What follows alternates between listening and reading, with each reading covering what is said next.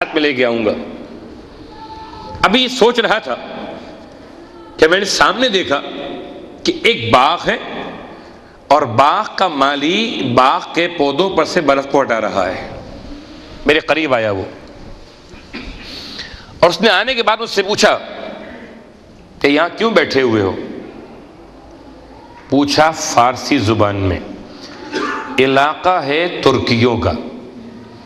پوچھا فارسی زبان میں، چونکہ سید رشت کا رہنے والا یہ فارسی بولنے والا تھا، یہاں کیوں بیٹھے ہوئے ہو؟ کہنے لگا سید، میں نے جواب دیا میرا قافلہ آگے نکل گیا، میں رہ گیا اکیلا، اب جاؤں گا پیچھے واپس، پھر دن میں آؤں گا۔ تو آنے والے نے کہا کہ پھر جب تک وقت ہے تو نماز شب پڑھ لو، نماز شب پڑھ لو، نماز شب پڑھ لو کہ شاید تمہیں اس وقت تک راستہ معلوم ہو جائے۔ نماز شب پڑھ لی، پھر بیٹھ گیا، پھر دوبارہ وہ آ گئے مالی کے بھیس میں جو تھے، اور آنے کے بعد پوچھا اب تک آپ نہیں گئے؟ کہ راستہ سمجھ میں نہیں آ رہا۔ کہ اچھا پھر ایسا کرو کہ زیارت جامعہ پڑھ لو۔ کہ مجھے یاد نہیں ہے۔ کیا پڑھ لو، یاد آ جائے گی۔ سید کا کہنا ہے کہ نہ تو اس سے پہلے زبانی یاد تھی اور نہ اس کے بعد زبانی یاد رہی، مگر اس وقت جو شروع کیا کافی لمبی زیارت ہے، تقریباً 5 یا 6 پیج کی زیارت ہے، زیارت جامع کبیرہ، کہ پوری ایسی حفظ تھی کہ اول سے آخر تک مکمل کر گیا۔ پھر بیٹھ گیا، پھر میرے پاس آئے وہ اور پوچھا مجھ سے فارسی میں اب تک کیوں نہیں گئے؟ کہ جاؤں کیسے؟ آپ نے جو کہا میں نے کر لیا، مگر راستہ واضح نہیں مجھ پر۔ کہ اچھا زیارت عاشورہ پڑھ لو، زیارت عاشورہ پڑھ لو۔ میں نے وہ پڑھ لی، یاد نہیں تھی، نہ اس سے پہلے زبانی یاد تھی اور نہ اس کے بعد زبانی یاد رہی۔ اس وقت پوری زیارت عاشورہ، حتیٰ کہ لعن 100 مرتبہ، سلام 100 مرتبہ، اور دعائے القمہ زبانی یاد تھی اس وقت۔ بالکل اکیلے میں، برف باری کا موسم، اور یہ اعمال کر رہا تھا۔ اس کے بعد جب یہ اعمال مکمل ہو گئے تو پھر وہ میرے قریب آئے جو بظاہر باغ کے مالک کی شکل میں تھے، اور مجھ سے فرمایا کہ آپ اب تک کیوں نہیں گئے؟ کہا میں نے سارے کام کر لیے مگر راستہ مجھ پہ واضح نہیں ہے، جاؤں کیسے؟ اپنی سواری کا حیوان لے کر میرے پاس آئے اور فرمایا کہ میرے پیچھے بیٹھ جاؤ۔ بٹھا لیا۔ سید کے پاس اپنا گھوڑا بھی تھا، کہ میں نے چاہا کہ میں ان کے ساتھ بیٹھ کر اپنے گھوڑے کو چلا لوں، لگام کھینچ کر، گھوڑا نہیں چل رہا تھا۔ اور جب اس نے اس پریشانی کو محسوس کیا تو کہا اچھا لاؤ ہمیں اس کی لگام دے دو۔ ذرا سا اشارہ کیا اور رکا ہوا گھوڑا چلنے لگا، اور اس ساتھ ساتھ لے کر اتنی تیز چلنا شروع کیا، اور چلتے ہوئے کہتے ہیں میری ران پر ہاتھ مار کے فرماتے تھے نماز شب کیوں نہیں پڑھتے؟ نماز شب کیوں نہیں پڑھتے؟ نماز شب، زیارت جامعہ، زیارت جامعہ، زیارت جامعہ 3 دفعہ فرمایا۔ زیارت عاشورہ، زیارت عاشورہ، زیارت عاشورہ۔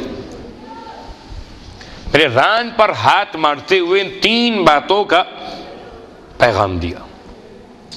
اس کے بعد کہتے ہیں کہ اتنی سرعت کے ساتھ قافلے کے ساتھ جا ملے، فرمایا وہ دیکھو تمہارا قافلہ اترا ہوا ہے اور صبح کی نماز کے لیے کر رہے ہیں۔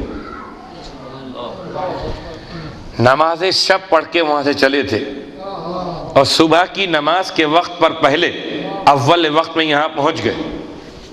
کہنے لگے اس وقت تو حواس ساتھ نہیں دے رہے تھے، اتر گیا، قافلے کی ملنے کی خوشی تھی، اور اب جو قافلے کے پاس پہنچ کر مڑ کے دیکھا تو نہ وہ سواری تھی نہ راستہ بتانے والا. بس عزیزان محترم، اگر نعمت میں اضافہ چاہتے ہیں تو پھر نعمت کون کا؟ نعمت اصلاً نعمت محمد و آل محمد کی ازواج گرامی.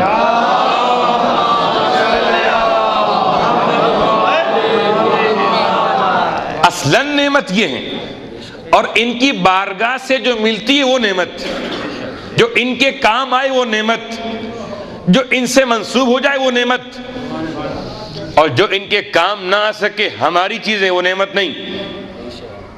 زحمت ہیں وہ آنکھیں، زحمت ہیں وہ کان، زحمت ہے وہ زبان، زحمت ہے وہ ہاتھ کہ جو آل محمد کی محبت میں استعمال نہ ہو سکے. بس میں نے بات کو آج کے حد تک مکمل کیا. زیارت جامعہ، جب بھی کسی معصوم کے روزے پر جاؤ، کوئی اور زیارت یاد ہو کہ نہ ہو، مگر اس زیارت کو ضرور پڑھا کرو. اور عزیزو، کسی اور انداز سے نعمت کو یاد کیا جائے نہ کیا جائے، لیکن ایک ایسی نعمت ہے جو خدا نے مجھے بھی اور آپ کو بھی عطا کی ہوئی. وہ کیا ہے؟ کہ وہ ہے دلوں میں امام حسین کی محبت. ایسی نعمت کہ ادھر امام کا نام آتا ہے اور ادھر آنکھوں میں آنسو آ جاتے. اور یہ جملہ خود مولائے متقیان کا ہوا کرتا تھا. آپ فرماتے تھے اپنے بیٹے امام حسین علیہ السلام کو دیکھ کر کہ اے ہر مومن کی آنکھ کے آنسو، اے ہر مومن کی آنکھ کے آنسو. اللہ اکبر. عزیزو، کربلا کے میدان میں رونے والے، محبت کرنے والے کتنے لوگ موجود تھے، لیکن جب قافلہ کربلا سے چلا گیا، لٹا ہوا قافلہ، اور شہیدوں کی لاشیں رہ گئیں اکیلی، ایسے میں بنی اسد کے زمینداروں نے کربلا کے میدان سے کچھ رونے کی آواز سنی ہے.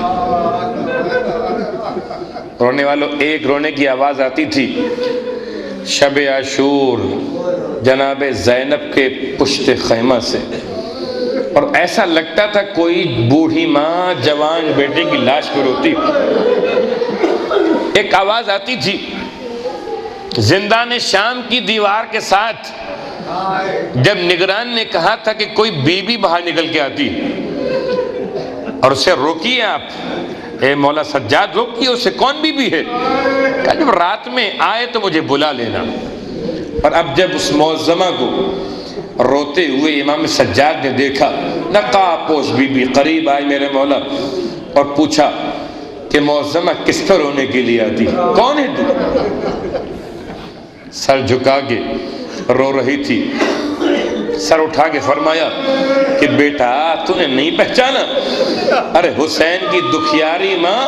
اللہ ہونے والوں، ایک طرف یہ اور ایک طرف کربلا کے میدان میں لاشیں تو تھیں، رونے والا نظر نہیں آتا تھا کوئی بھی، مگر بنی اسد کے لوگ کہتے ہیں کہ ہر لاش کے پاس سے خوشبو بھی آتی تھی اور رونے کی آوازیں بھی آتی تھی. بس رونے والوں، ایک جملہ اور کہوں گا کہ لاشوں کو جس حالت میں دیکھا ہے، اللہ اکبر، خدا کسی کو اپنے عزیزوں کی لاش اس طرح نہ دکھائے. ہاں، ایک بی بی ایسی بھی تھی جس نے لاش حسین کو دھوپ میں دیکھا تو ایک قسم کھائی ہوگی، ایک وعدہ کیا ہوگا، میرے وارث جب تک رباب زندہ رہے گی نہ کبھی ٹھنڈا پانی پیے گی نہ کبھی سائے میں بیٹھے گی.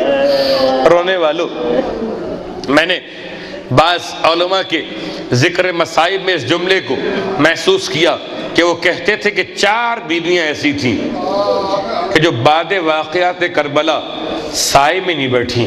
وہ 4 بیویاں کون تھیں؟ جملہ سنیں گے. ایک تو اصغر کی دکھیاری ماں رباب، ساری زندگی دھوپ میں بیٹھی، سائے میں نہ آئی۔ ایک عباس کی ماں ام البنین 4 بیٹوں کو اور ایک پوتے کی شہادت پر روتی تھی دھوپ میں بیٹھ کر، اور ایک حسین کی دکھیاری بہن زینب جب تک زندہ رہی سائے میں نہ بیٹھی۔ اور چوتھی بی بی، ارے کہتے ہیں اس تاریخ کے لحاظ سے کہ جہاں حضرت ام لیلہ کی زندگی بیان کی جاتی ہے کہ ایک اکبر کی دکھیاری ماں، رونے والوں جملہ سنیں گے، راوی کہتا ہے ایک دن مدینے سے گزر رہا تھا کہ چلتے چلتے محلے بنی ہاشم میں پہنچا، میرا ناقہ رک گیا، میں نے تازیانہ مارا ناقے کو مگر ناقہ آگے نہ بڑھا۔ کہنے لگا میں نے اتر کے ناقے کو دیکھا تو دیکھا کہ اس کی آنکھوں سے آنسو بہتے ہیں۔ جب میں نے بہت غور کیا تو محسوس ہوا کہ کسی گھر سے رونے کی آواز آتی اور کوئی یہ کہہ کر روتا ہے یا ولدی علی اکبر، یا ولدی علی اکبر۔ ارے کنیز کو میں نے آتے ہوئے دیکھا، اس سے پوچھا یہ کون سا گھر ہے اور یہ کون بی بی ہے؟ کنیز نے کہا کہ تو نیا شہر میں آیا ہے، تجھے نہیں معلوم؟ ارے یہ محلے بنی ہاشم ہے، رونے والی اکبر کی دکھیاری ماں، ارے جب تک زندہ رہی بی بی تو اللہ ولعنۃ اللہ علی اعدائہم اجمعین وسیعلم الذین ظلموا ای منقلب ینقلبون۔ بار اللہ واسطہ محمد و آل محمد کا ہماری اس عبادت کو اپنی بارگاہ میں قبول فرما۔ بار اللہ واسطہ محمد و آل محمد کا پروردگار حاضرین مجلس کی جائز خواہشات پوری فرما۔ بار اللہ واسطہ محمد و آل محمد کا پروردگار ہمیں کوئی غم نہ دے سوائے غم آل رسول کے۔ بار اللہ واسطہ محمد و آل محمد کا پروردگار مرنے سے پہلے کربلا معلیٰ کی زیارت نصیب فرما، مرنے کے بعد کربلا والوں کی شفاعت نصیب فرما۔ بار اللہ واسطہ محمد و آل محمد کا پروردگار امام زمانہ علیہ السلام کے ظہور میں تعجیل فرما، اور ہم سب کو امام علیہ السلام کے ادنا ترین خدمت گزاروں میں شمار فرما۔ بی بی فاطمہ زہرا، بی بی فاطمہ زہرا، بی بی فاطمہ زہرا، بی بی فاطمہ زہرا، بی بی فاطمہ زہرا، بی بی فاطمہ زہرا، بی بی فاطمہ زہرا، بی بی فاطمہ زہرا، لینے کو دربار میں، لینے کو دربار میں۔ بسم اللہ الرحمن الرحیم،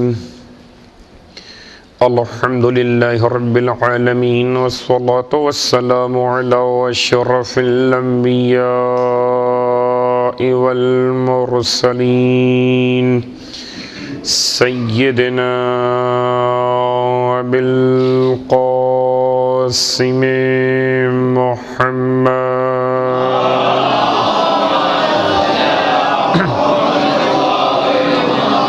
وعلى أهل بيته الطيبين الطاهرين واللعنة الدائمة على أعدائهم أجمعين، أما بعد، فقد قال الله تبارك وتعالى في كلامه الحميد وفرقانه المجيد، قوله الحق وهو أصدق القائلين، بسم الله الرحمن الرحيم، وَإِذْ تَأَذَّنَ رَبُّكُمْ لَئِنْ شَكَرْتُمْ لَأَزِيدَنَّكُمْ وَلَئِنْ كَفَرْتُمْ إِنَّ عَذَابِي لَشَدِيدٌ۔ صلوات پڑھ لیں محمد۔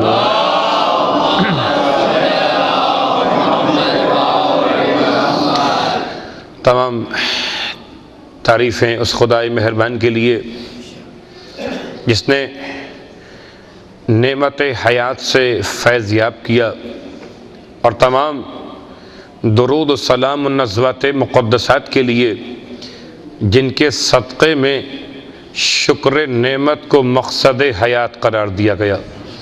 الحمدللہ الذی جعلنا من المتمسکین بالقرآن العظیم وجعلنا من المتمسکین بولایت علی ابن ابی طالب علیہ السلام۔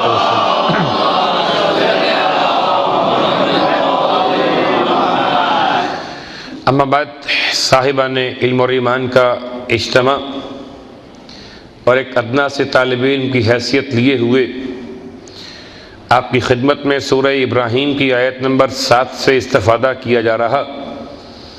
پروردگار کا بڑا احسان کہ اس نے نعمتیں پر نعمتیں ایسی عطا فرمائیں کہ شکر کرنے والا اپنی عاجزی کا اظہار کرتا ہے۔ خدا مسلسل نعمتیں عطا کر رہا ہے اور انسان مسلسل کوتاہی شکر کا اقرار کر کے خدا سے مزید نعمتوں کا حقدار ہو رہا ہے۔ اور یہ جملہ بہت بامقصد خاص طور سے امام سجاد علیہ السلام کی دعا کا جملہ ہے۔ فرماتے ہیں الہی اذہلنی ان اتمام شکر کا، ان اقامت شکر کا، پروردگار مجھے غافل کر دیا شکر کے اقامت اور شکر کے اتمام جیسی عبادت کے حوالے سے۔ کس نے غافل کر دیا؟ بتتابع طولک، تیری مسلسل عطا نے مجھے، مسلسل عطا نے مجھے۔ کیا کہوں کہ سانس کی آمد بھی نعمت اور سانس کی رفت بھی نعمت۔ آمد پہ شکریہ ادا کروں تو رفت سمجھ میں آتی ہے، اور رفت پر خدا کا شکریہ ادا کروں تو آمد پھر مل جاتی ہے۔ اور کیسے انسان رب کی نعمتوں کا شکریہ ادا کر سکتا ہے؟ لیکن تلاش ہم کر رہے تھے پروردگار کی نعمتوں پر شکریہ کی کیفیت کو،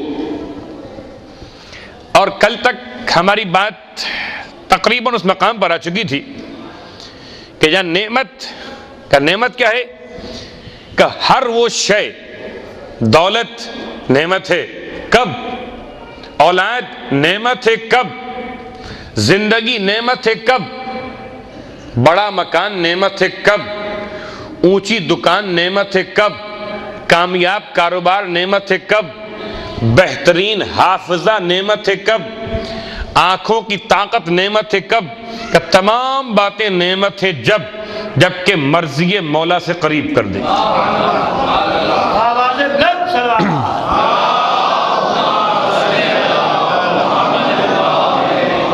ورنہ وہ علم بھی نعمت نہیں، وہ علم بھی جہل میں تبدیل ہو جاتا ہے جو علم مرضی مولا سے قریب نہ کر سکے۔ شاگرد بن کر بھی اگر استاد کے مقابلے پہ آ کھڑا ہو، عجیب ہے علم کی داستان میں اس شاگرد کا یہ کیفیت اور یہ حالت کہ جہاں پر اس نے عصا کو دیکھا اور عصا کی تعریف سن لی، عصا جو ہاتھ میں تھا معصوم کے، اس کی تعریف سنی کہ یہ عصا عصا رسول ہے، تو تڑپ پر کہتا ہے کہ اس عصا پر سے اپنے دستے مبارک کو ہٹائیے۔ کہ کیا کرنا چاہتے ہو؟ کہ میں رسول کی عصا کو چومنا چاہتا ہوں۔ یہ جاہل نہیں ہے، اس کے پاس علم ہے، اتنا جانتا ہے کہ عصا عصا رسول ہے، اتنا جانتا ہے کہ عصا رسول کو چومنا محبت کی علامت ہے، مگر اس علم کو نعمت کیوں کہوں جبکہ امام فرما رہے تھے کہ عصا کو چومنے کے لیے بےتاب ہے۔ یہ لکڑی کا بنا ہوا عصا، رسول سے منسوب ہونے والا عصا، اور اس وجود میں خون رسول، لحم رسول، کیا کہنا اس کی معرفت نہیں ہے اور عصا کو چومنے کے لیے بےتاب ہے تو وہ علم نعمت نہیں ہے جو مرضی مولا صلوات پڑھ لے محمد و آل محمد. وہ دولت نعمت نہیں ہے جو مرضی مولا سے قریب نہ کر سکے. اور اب وہ روایات آپ کے سامنے ہیں. ذرا سا اشارہ کہ ایک مرتبہ امام جعفر صادق علیہ السلام کی بارگاہ میں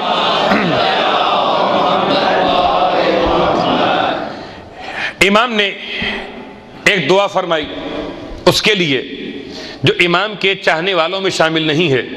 تو دعا کے فرمائی پروردگار اس کو بے حساب عطا کر دے.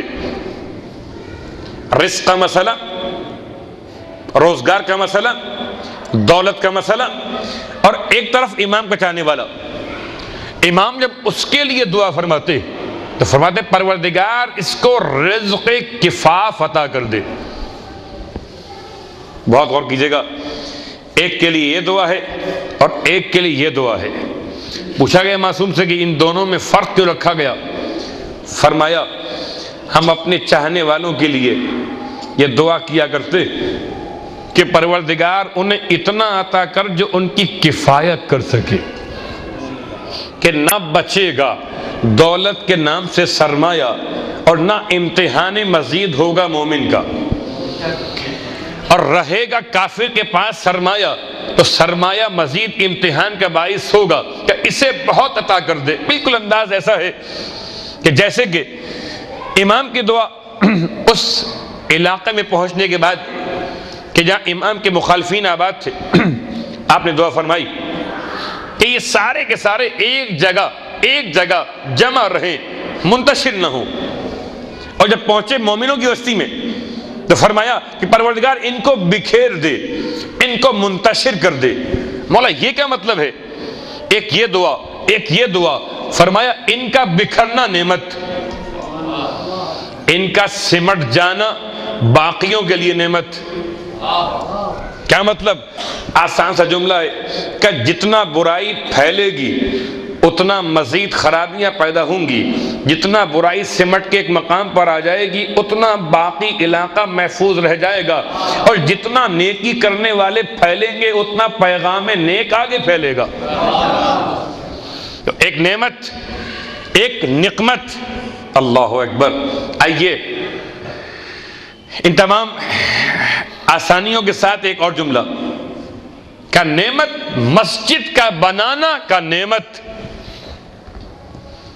لیکن اگر مسجد تقوی کے مقابل، مسجد قباء کے مقابل مسجد بنائی تھی منافقین نے، ہم ابھی تک بات کر رہے دولت، عام دولت، جائیداد، عام جائیداد، ہاں اب کیا بات کہ مسجد، ایک مسجد قباء، ایک مسجد قباء کے مقابل. اللہ اکبر. اور جب بنا لی تو اس کے افتتاح کے لیے رسول کے پاس آئے اور آنے کے بعد ان سے درخواست کی کہ آپ کم از کم 2 رکعت نماز اس میں پڑھ دیں. لوگ بڑے خوش ہوتے ہیں مسجد بنا کر صلوات پڑھ لیں محمد و آل محمد. بڑے خوش ہوتے ہیں ہم نے بڑا کام کیا. اور کل تک خالی بات یہ تھی کہ آپ اپنی دولت کو ھذا من فضل ربی کہتے ہیں، یہاں تو مسجد ہے نا، کیا بنائی اللہ کے لیے تھی، نام رکھا مسجد. آئے رسول کے پاس کہ آپ اس میں آ کر نماز پڑھ دیجئے 2 رکعت. اللہ کے رسول نے جواب نہیں دینا ہے.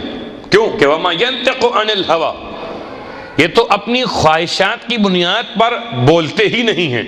ان هو الا وحی یوحی، یہ جو کچھ کہتے ہیں وہ وحی پروردگار کی ترجمانی کرتے ہیں. یعنی اس حد تک بہت غور کیجئے گا. اب کوئی مجھ سے کہے کہ مولانا آپ مسجد میں آئے ہیں 2 رکعت نماز پڑھ لیں، تو کیا میں سوچوں گا نیک کام ہے، آپ نے بڑی محبت سے. کبھی کبھی ایسا ہوتا کہ نظر و نیاز کے مسئلے میں لوگ مجبور کرتے، مولانا آئیے ذرا سا چکھ لیجئے، آئیے دیکھیے ہم نے بنائی مسجد. اللہ کے رسول خاموش. سورہ توبہ آیت نمبر 108 میں مالک نے پیغمبر کو حکم دے دیا لا تقم فیہ ابدا. آج کی بات نہیں ہے کہ ہم کل پڑھ لیں گے نماز کا، نہیں کل بھی نہیں، پرسوں بھی نہیں، کہ جمعے کو بھی نہیں. کیوں کہ ابدا آ گیا. لا تقم فیہ ابدا. خبردار حبیب اس مسجد میں کبھی قیام مت کرنا تو جس میں پیغمبر قیام نہ کریں.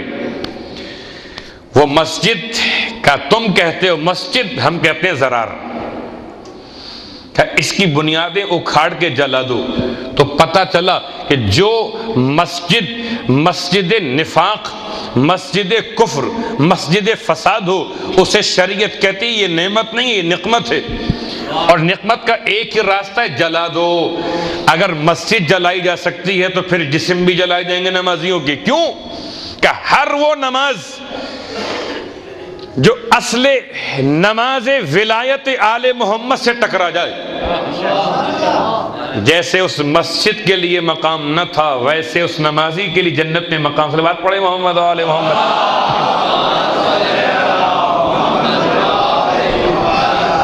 آئیے نعمت کی تعریف ذرا سی واضح ہو گئی. اور اب میں بہت سخت جملہ کہوں گا، ہمارے سارے اعمال اگر ریاکاری کی بنیاد پر نقمت تو ہوں گے، نعمت نہیں ہوں گے. کیا مطلب؟ کا مطلب بڑا آسان سا ہے. مجلس حسین، علم حضرت عباس علمدار علیہ السلام اگر آپ کے اپنے لیے تو نقمت تو ہو سکتا، نعمت نہیں ہوگا. اور اگر امام کے لیے تو نعمت ہے، خدا کے لیے نعمت ہے، علی ابن ابی طالب کی محبت کے لیے نعمت ہے. تو اگر نعمت بنانا ہے تو مرضی مولا کے لیے جو ہوگا وہ نعمت ہوگا. اب جو مرضی مولا کے علاوہ ہو، میری مرضی ہو، آپ کی مرضی ہو، دکھانے کی بات ہو، سنانے کی بات ہو، سمجھانے کی بات ہو، تختی لگوانے کی بات ہو، کہ یہ مرضی مولا نہیں ہے. مرضی مولا اگر ہے تو نعمت بنے گی. اور آئیے اسی شکران نعمت پر وہ قرآن کا بہترین پیغام جس میں پروردگار نے کچھ قوموں کا تذکرہ کیا ہے. اور چونکہ ہم روزانہ کچھ نہ کچھ ایک پیغام لے کے آ رہے ہیں، جامع کبیرہ آ چکی اور کہا وہ دعائیں آ چکی کہ جو روزانہ صبح کی تلاوت کے لیے بیان کی گئیں. تو آئیے ایک جملہ اور، کبھی کبھی موقع ملے تو جوانوں سے کہتا ہوں کہ صبح کی نماز میں کبھی کبھی وہ سورہ پڑھ لیں. اس کا نام ہے وہی نام جو صبح کی نماز کا نام ہے. جو صبح کی نماز کا نام ہے وہی نام اختیار کرتے ہوئے سورہ والفجر، بہت لمبا نہیں ہے. اچھا اگر یاد نہ ہو مجھ جیسے کن ذہن کے لیے تو کیا قرآن دیکھ کے پڑھ لو. یہ کبھی زندگی میں کوئی ایک فجر ایسی بھی ہو جس میں فجر نامی سورہ پڑھا جائے. کسی اور کو اس سورہ سے محبت ہو یا نہ ہو، مگر جو حسین سے محبت کرتے ہیں، بروایت امام جعفر صادق علیہ السلام، اس سورہ فجر کا دوسرا نام ہے سورہ حسین ابن علی. مجھے تشریحات میں نہیں جانا، اس سورہ میں کچھ باتیں ہیں. اور باتیں کیا ہیں کہ اس میں کچھ قوموں کا حوالہ بیان کیا گیا ہے. الم تر کیف فعل ربک بعاد. اس انداز کا جو جملہ پورا سینٹنس آپ کو نہیں ملے قرآن میں سوائے ایک اور مقام کے. وہ کہاں ہے؟ کہ سورہ فیل. الم تر کیف فعل ربک باصحاب الفیل. کل ہم نے رب کی مہربانیاں بیان کی تھی. رب کون؟ رب پالنے والا رب، پیدا کرنے والا رب، ہدایت کے راستے سمجھانے والا رب، مسلسل نشو نما کے لیے ماحول کو بچانے والا رب. ایک رب وہ بھی ہے جو کہتا ہے الم تر کیف فعل ربک باصحاب الفیل، فیل کے اندر، اور الم تر کیف فعل ربک بعاد سورہ والفجر میں. ترجمہ کیا ہے؟ پیغمبر کیا آپ نے نہیں دیکھا؟ کیا نہیں دیکھا؟ بھائی عجیب سی بات ہے، میں آپ سے کہوں کوئی ایسی چیز کے بارے میں کہ جو آپ کی پیدائش سے پہلے کی ہو، پھر میں آپ سے کہوں کہ آپ نے نہیں دیکھا۔ مثلا علامہ رشید ترابی کیسی مجلس پڑھتے تھے کہ ہم تو پیدا ان کے بعد ہوئے ہیں، ہمیں کیا پتا۔ سلام ہو بلاغت قرآن پر، اس نے ایک ایک جملے سے ختمیہ مرتبت کے سن و سال کو بیان کیا ہے۔ علم ترا، کیا تو نے نہیں دیکھا؟ کیا نہیں دیکھا پروردگار کہ تیرے رب نے کیا کیا؟ رب نے کیا کیا؟ تو رب پالتا بھی ہے اور رب قوموں پہ عذاب کو نازل بھی کرتا ہے۔ کیا کیا؟ کس کے ساتھ؟ کا عاد کے ساتھ کیا کیا؟ عاد کون ہے؟ اب ایک داستان ہے اور ایک اختلاف علماء تفسیر، لیکن پہلے صلوات پڑھ لیں محمد و آل محمد پر۔ داستان کیا ہے؟ اب چاہے وہ لکھیں طبری یا اس کو شیخ توسی نقل کریں، لیکن مشہور جملہ یہی کہ عبداللہ ابن قلابہ نامی شخص اپنے اونٹ کو تلاش کرتے کرتے ایسے مقام پر جا پہنچا تھا کہ جہاں اس نے ایک ایسا شہر دیکھا، یاد رہے سورہ والفجر، عاد کون کا؟ ارم ذات العماد التی لم یخلق مثلها فی البلاد۔ ایک قوم تھی، اس قوم نے ارم ذات العماد، نام تھا ارم، بڑے مضبوط ستونوں کا بنا ہوا ارم۔ ارم کیا ہے یہ الگ مسئلہ۔ التی لم یخلق مثلہ فی البلاد، کہ اس جیسا کوئی پیدا ہی نہ کیا گیا بلاد کے اندر۔ اور اب داستان کیا ہے کہ یہ اپنے اونٹ کو تلاش کرتا ہوا چلا اور اونٹ کو تلاش کرتے کرتے اس نے ایک ایسے شہر کو دیکھا، بالکل داستان کے انداز میں، کہانی کے سٹائل میں، ایسے شہر کو دیکھا کہ جس شہر کی دیواریں بہت اونچی تھیں، اس کو کہتے تھے سور بلد۔ وہ شہر کی فصیل چاروں جانب بنی ہوئی مضبوط دیوار، اور اتنا عمدہ شہر۔ وہ تو اندر جانے کے بعد اس نے اور بیان کیا، مگر 3 دن رہا باہر عبداللہ ابن قلابہ، اور 3 دن تک اس نے نہ کسی کو آتے ہوئے دیکھا باہر، نہ کسی کو باہر سے اندر جاتے ہوئے دیکھا۔ 3 دن کے بعد حیران، عجیب شہر، اتنا بڑا شہر، نہ کوئی آتا ہے نہ کوئی جاتا ہے۔ اپنی تلوار کو نکالا اور تفحص کے لیے چلا۔ اس فصیل پر چلتے ہوئے دروازے تک پہنچا۔ کیا دروازے تھے، کیا دروازے کیا تھے، لکڑی کے بنے ہوئے تھے، اور اتنی خوشبو تھی کہ دور دور تک دروازوں کی لکڑی کی خوشبو آ رہی تھی۔ ڈرتے ڈرتے دروازے کو کھولا، دروازہ کھلا ہوا تھا، لاک نہیں تھا، بہت غور کیجیے گا، دروازہ کھلا ہوا، لاک نہیں ہے، جملہ یاد رہے۔ داخل ہو گیا اندر، اس نے دیکھا، کیا دیکھا کہ بڑے بڑے محلات بنے ہوئے ہیں، اور محلات کی خاص بات یہ ہے کہ ان کے پلرز یاقوت زبرجد کے بنے ہوئے، قیمتی پتھر لگے ہوئے، بہترین سونا جواہرات مرصع کیا گیا اس سے، اور دودھ کی طرح صاف شفاف نہریں بہ رہی، پھلوں سے لدھے ہوئے درخت موجود ہیں۔ کیا نعمت ہے! صلوات پڑھ لیں محمد و آل محمد۔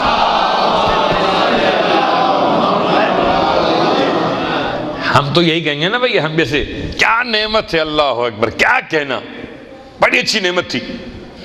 لیکن اس نے دیکھا کہ سارے علاقے خالی پڑے ہوئے، بالکل خالی ہیں، سناٹا، کسی تنفس کی صدا بھی محسوس نہیں ہوتی کہ کوئی سانس لینے والا وہاں موجود ہو۔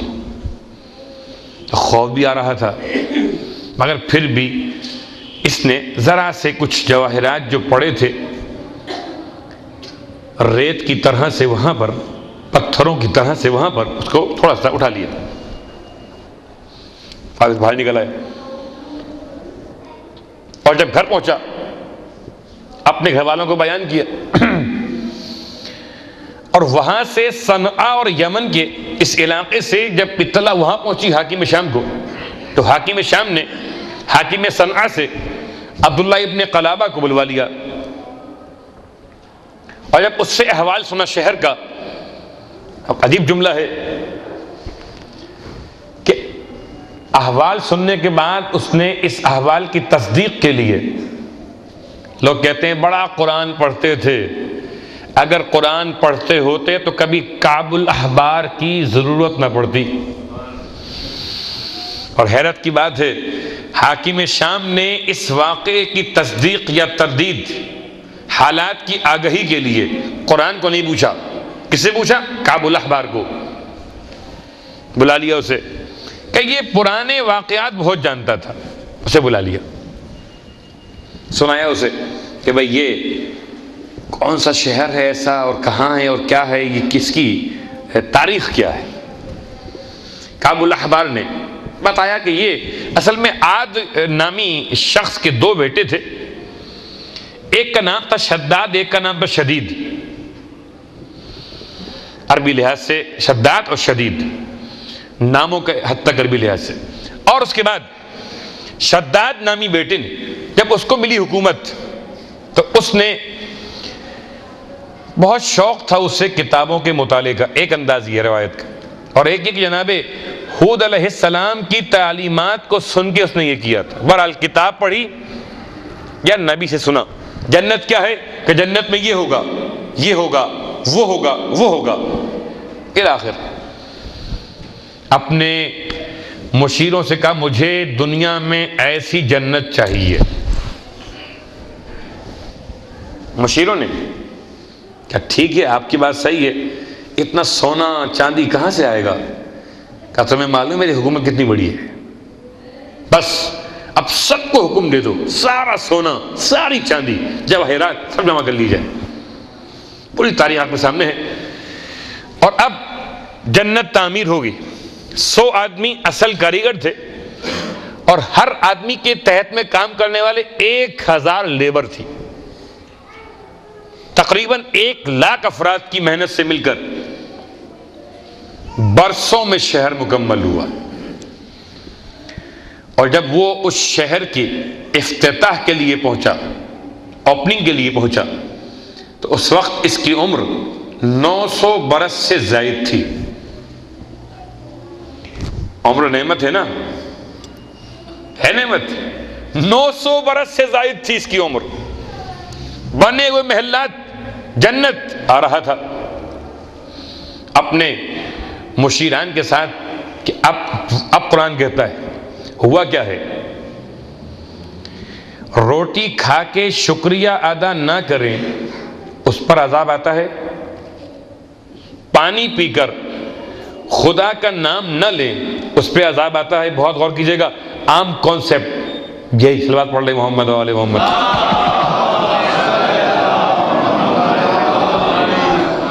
سورہ حاقہ، سورہ الحق پیغام بھی دے رہی ہے، کذبت ثمود وعاد بالقاریہ۔ عذاب کیوں آیا تھا؟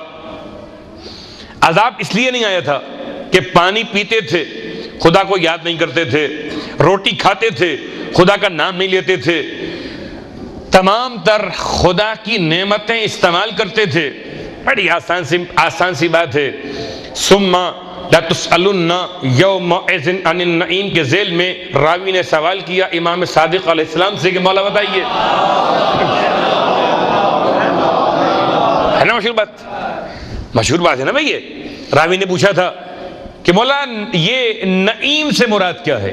روز قیامت لا تسألن، سوال کیا جائے گا، بالضرور ضرور، یومئذ اس دن، عن النعیم نعمتوں کے بارے میں۔ امام نے راوی سے سوال کر لیا، راوی امام سے پوچھ رہا تھا، امام نے راوی سے سوال کیا کہ تم کیا کہتے ہو کہ لوگوں کے درمیان نعیم کا ترجمہ کیا کیا جاتا ہے؟ بہت غور کیجئے گا، بنو امیہ نے جو ستم ڈھائے ہیں ان ستم میں یہ بھی شامل ہے کہ مفہوم ہی بدل دیا۔ کیا مشہور ہے؟ کیا مشہور یہ مولا لوگ کہتے ہیں ٹھنڈا پانی پیتے ہو نا، اس کا حساب دینا پڑے گا، کھاتے ہو گرم کھانا، اس کا حساب دینا پڑے گا۔ امام نے فرمایا کہ اگر تم کسی کے گھر میں مہمان جاتے ہو تو کیا کوئی میزبان کریم تم سے تمہارے لقموں کا حساب لیتا ہے؟ کیا کوئی میزبان کریم تم سے تمہارے چند گھونٹ کا حساب لیتا ہے؟ جب کوئی عام بندے خدا میزبانی کی حد پر آ کر اتنا کریم ہوتا ہے کہ تم سے لقموں کا اور پانی کے گھونٹ کا حساب نہیں لیتا، تو کیا خدا اتنا بھی کریم نہیں ہے کہ تم سے حساب لے گا؟ اب یاد رکھیے گا، اگر روز قیامت روٹی پہ حساب نہیں ہے، پانی پہ حساب نہیں ہے، تو دنیا میں روٹی اور پانی کی نعمتوں پہ عذاب بھی نہیں ہے۔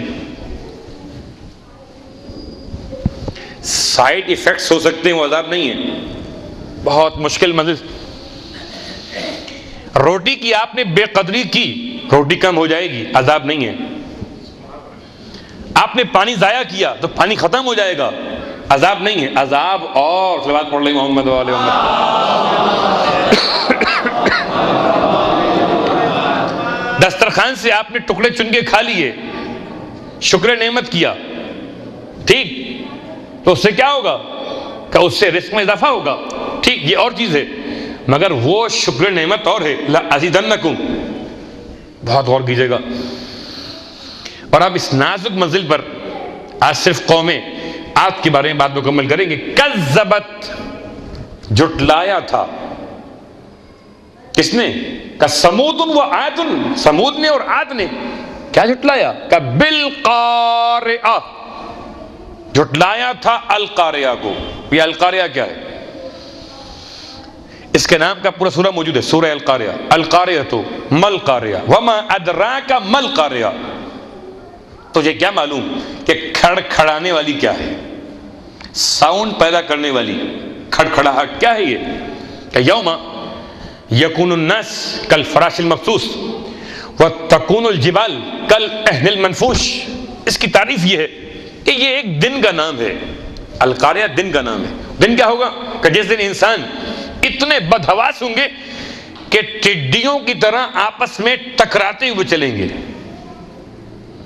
اور اس دن پہاڑ ایسے ہلکے اور بے وزن ہو جائیں گے جیسے روئی کے نرم نرم گالے اڑتے پھرتے ہیں۔ کہ یہ ہے قارعہ۔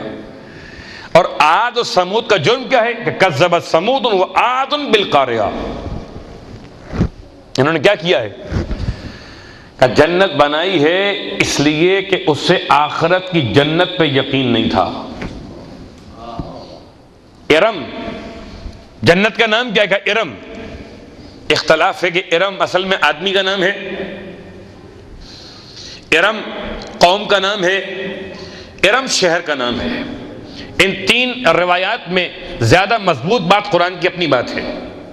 قرآن کی اپنی بات کیا؟ التی لم یخلق مثلها فی البلاد، کہ اس جیسا تو کوئی خلق ہی نہ کیا گیا تھا بلاد کے اندر۔ تو بلاد شہر،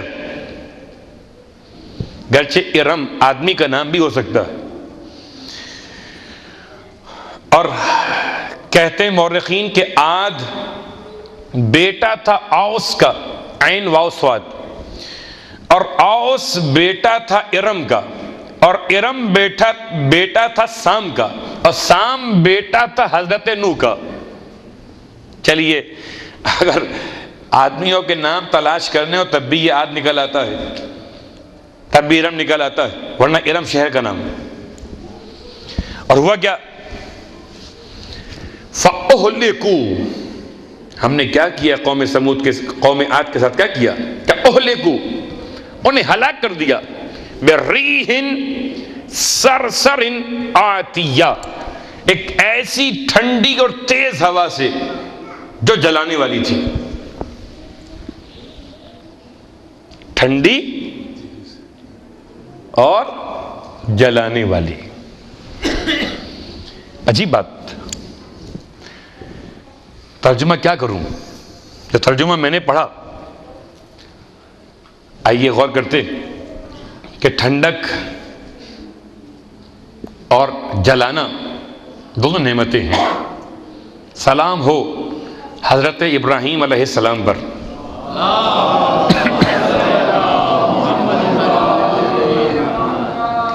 اگر حضرت ابراہیم کے لیے جلتی ہوئی آگ ٹھنڈک پیدا کر سکتی ہے تو پھر ٹھنڈی ہوا جلانے پر بھی قادر ہو سکتی ہے بعنوان قدرت خدا. اب نعمت کا موضوع بہت واضح ہوا کہ اصل نعمت کیا ہے.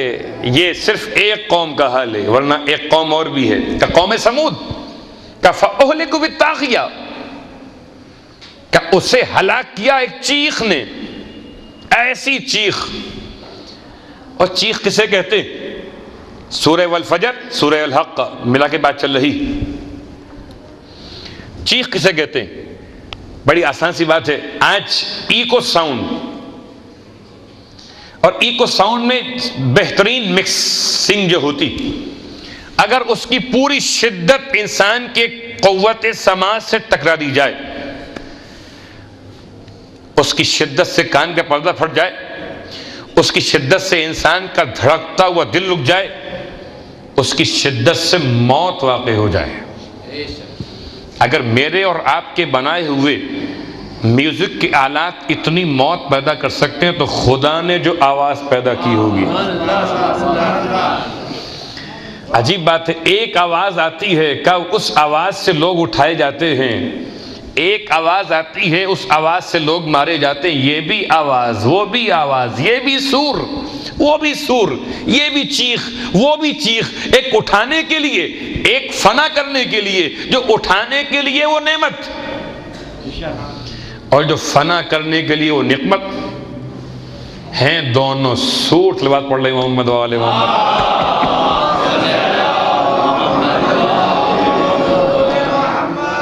قوم عاد بنا لیا شہر جنت کا. اور اب میں جملہ کہہ کر آیا تھا کہ دروازہ کھلا ہوا تھا، ہاتھ رکھا، داخل ہو گیا اندر. جنت کی ایک پہچان ہے کہ جنت کے دروازے بند ہوں گے، کھلے ہوئے نہیں ہوں گے. کوئی دلیل ہے؟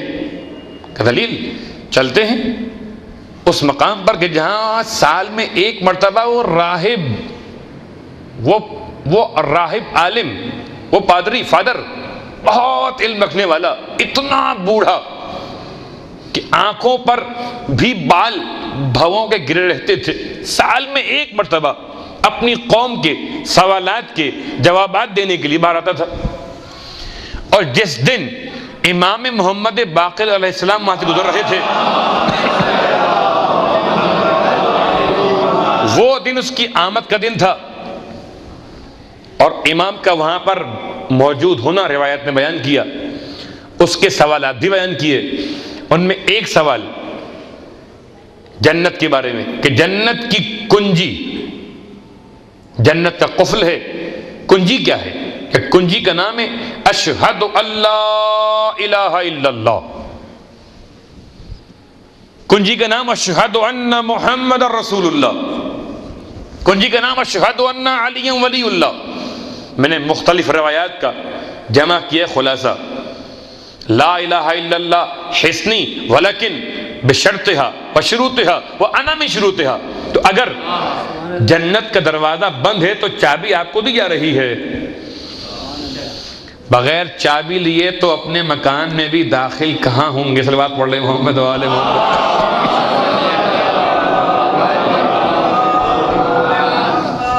بس عزیزان محترم، قوم عاد، قوم سمود. سمود کیا ہے؟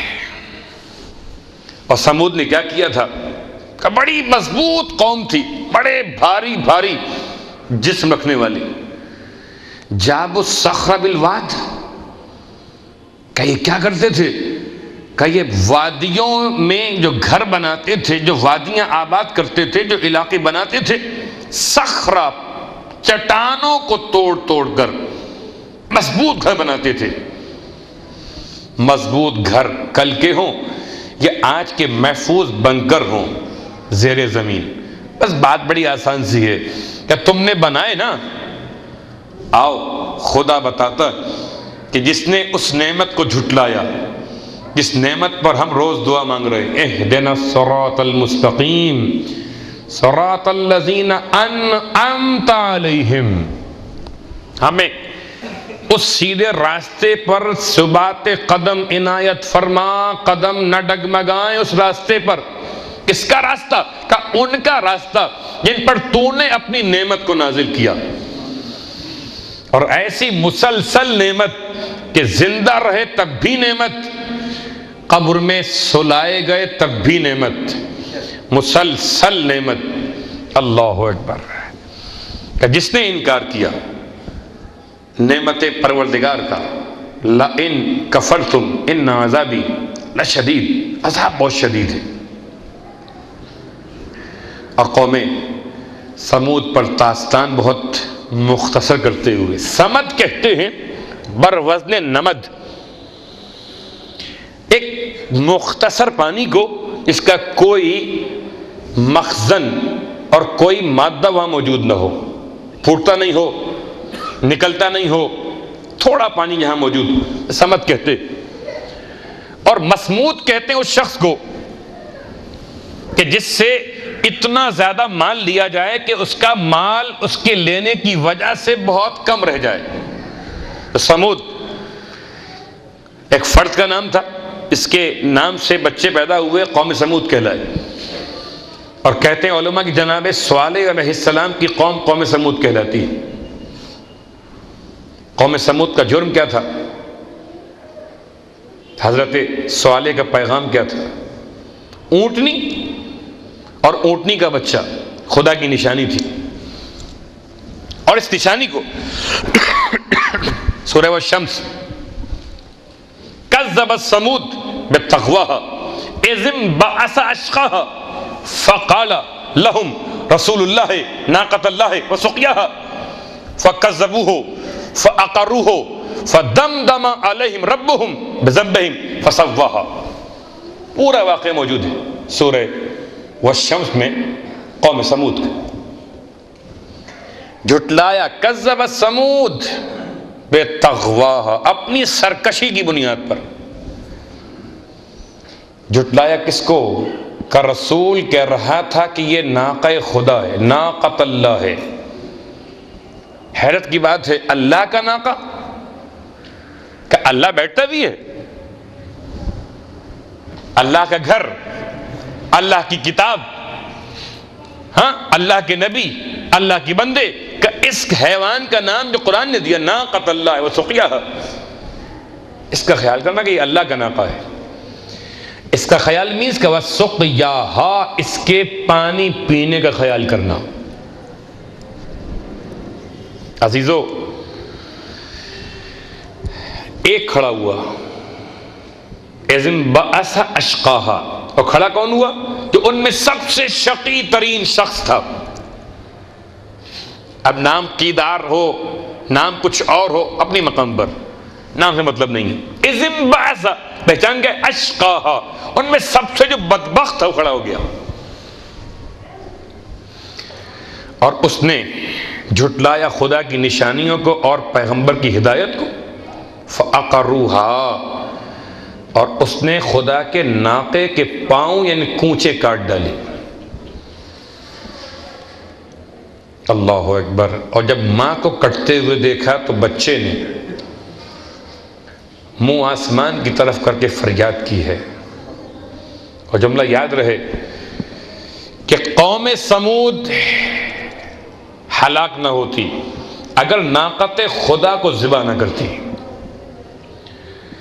کیا ایک شخص نے تھا اور راضی پوری قوم ہو گئی، اور سب نے بڑے شوق سے اونٹ کا گوشت یعنی اونٹنی کا گوشت کھایا۔ اللہ اکبر. آئیے اللہ کے رسول کا وہ جملہ جو فرما رہے تھے کہ ابو الحسن تمہارے سر کے خون سے تمہاری داڑھی کو خضاب ہو جائے گا اور تمہیں شہید کرنے والا ناقہ صالح کو پے کرنے والے سے بدتر ہوگا. کیا رشتہ ہے. قوم سمود ہلاک کیوں ہو گئی؟ ناقہ صالح کو ذبح کرنے کی وجہ سے. اور آج مسلمانوں کی حالت کی ہو گئی؟ شہادت مولائے متقیان اور قاتل کا ساتھ دینے والوں کی وجہ سے. ورنہ اگر نعمت خدا کا احترام کیا جاتا تو آج نعمت کے جواب میں نعمت ملتی. علی کو احترام کے ساتھ رکھتے تو حسن ملتے، حسین ملتے. اور ایک کے بعد ایک نعمت، لَأَزِيدَنَّكُمْ. اللہ اکبر. وَلَئِن كَفَرْتُمْ. اور اگر انکار کرو گے تو اِنَّ عَذَابِي لَشَدِيدٌ. اب ٹھوکریں کھاؤ در در کی. اب کیا ٹھوکریں کھائی ہیں کہ بدھ کے دن جمعے کی نماز پڑھی. کیا ٹھوکریں کھائی ہیں کہ نشے میں دھت حاکم نے اپنی کنیز کو جو حالت نجاست میں تھی اپنی آبا ڈال کے بھیج دیا، اس کے پیچھے نماز پڑھنا پڑ گئی. چھوڑ دو علی کو تو حال یہی ہوگا. اللہ اکبر. لَإِن كَفَرْتُمْ إِنَّ عَذَابِي لَشَدِيدٌ. بس عزیزو، ناقہ صالح کی بات کی اور اس کے بچے کی بات کی تو مجھے کربلا کی سرزمین پر ایک 6 مہینے کا بچہ یاد آیا.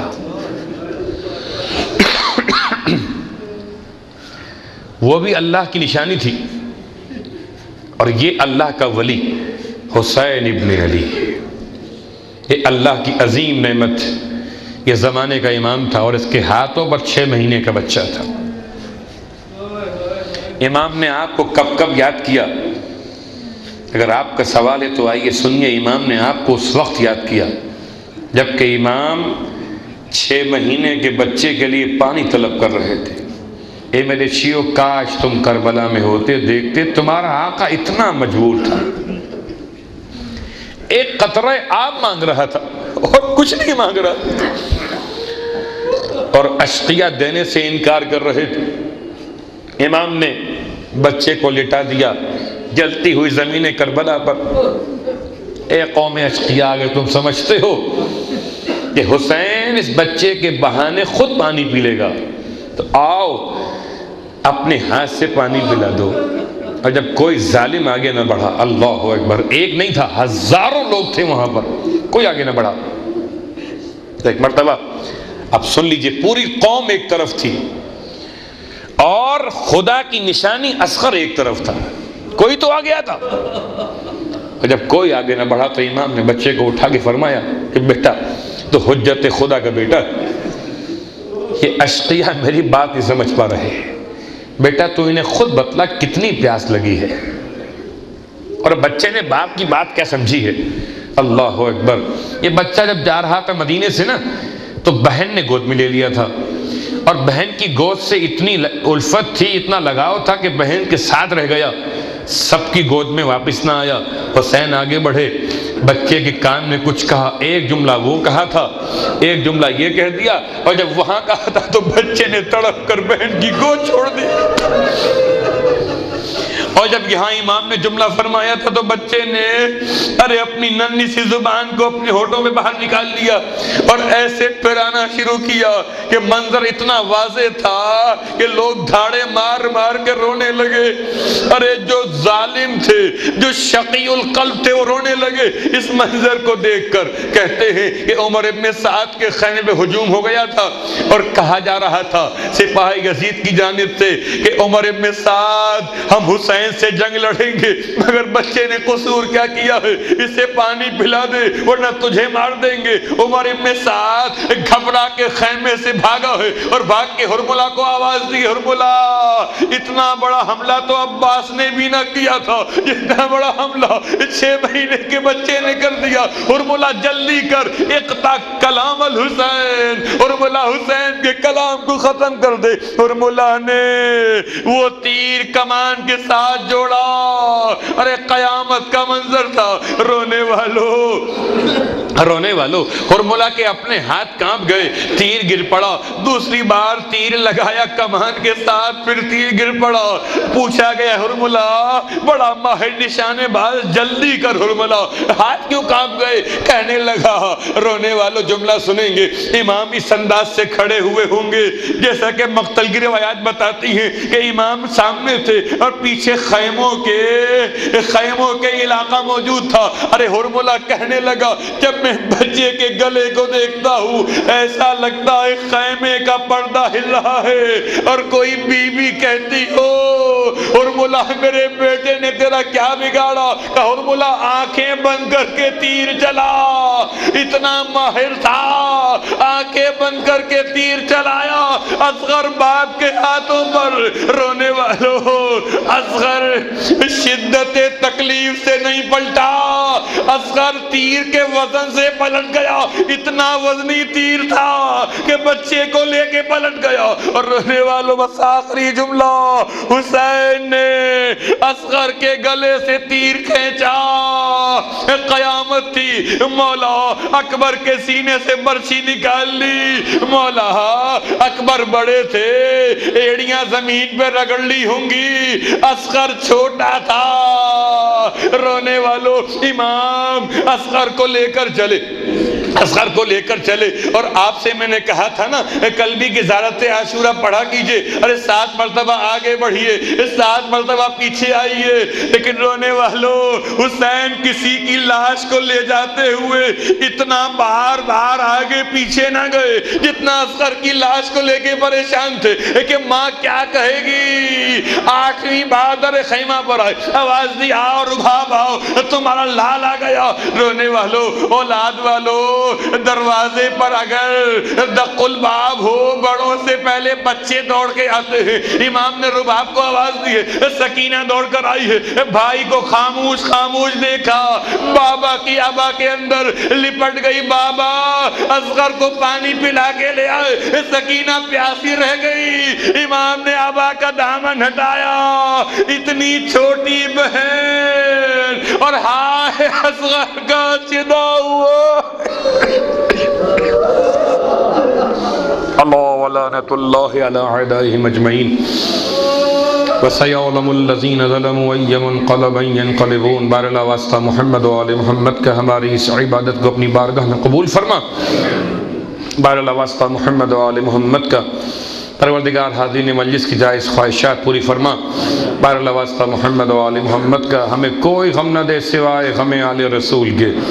بار اللہ واسطہ محمد و آل محمد کا پروردگار مرنے سے پہلے کربلا مولا کی زیارت نصیب فرما، مرنے کے بعد کربلا والوں کی شفاعت نصیب فرما، جنت میں کربلا والوں کے قدموں میں غلاموں کو جگہ نصیب فرما، امام زمانہ علیہ السلام کے ظہور میں تعجیل فرما، ہم سب کو امام علیہ السلام کے ادنا ترین خدمت گزاروں میں شمار فرما۔